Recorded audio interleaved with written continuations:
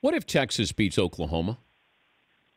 I think you'll hear a lot of the Charlie Strong is getting fired talk will be put on the back burner for a while. I really do. Just as it relates to that story, I had talked to some folks inside the Texas program over the weekend, and they said, really, if he could have gotten the team to 7-5, that would have been a 2-win improvement from last year. They know the team is really young. They felt like Charlie Strong would have been safe, and he was on the right track.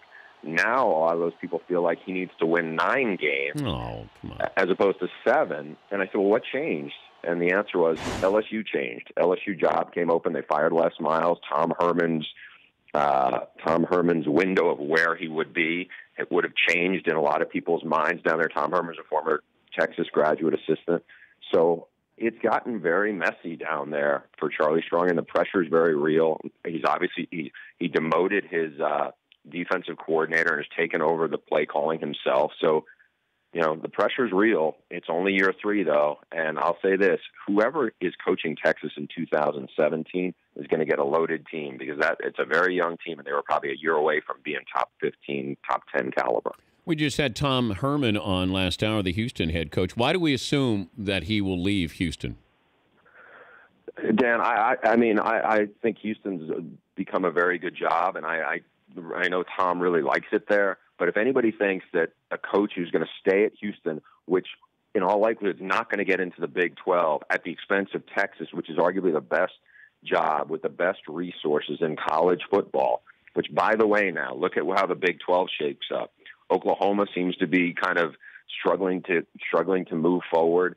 Baylor, who had been emerged as a power, is going through a scandal, and it's hard to expect that Baylor's not going to take a back step. Texas is built very well, going the way Charlie Strong would have if he doesn't get this turned around and get another year. Charlie Strong, at the very least, has left the program better than he found it.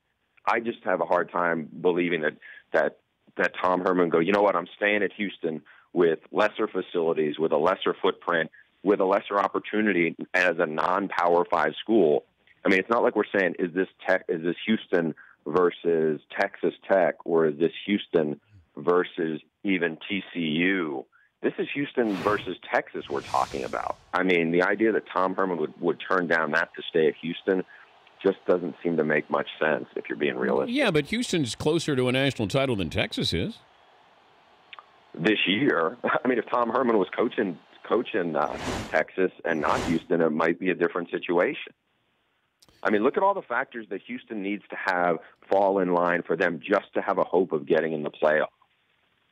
They need to run the table. There is no margin for error, and then they need help. I mean, look, I think Houston deserves to be in the playoff consideration. Certainly, if they beat what would be a 10-2 Louisville team at the end of the year at home.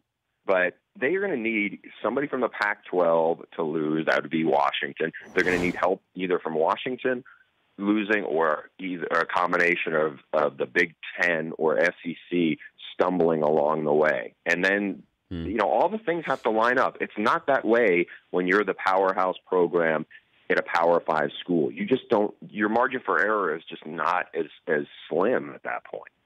The Dan Patrick Show, weekday mornings on Audience.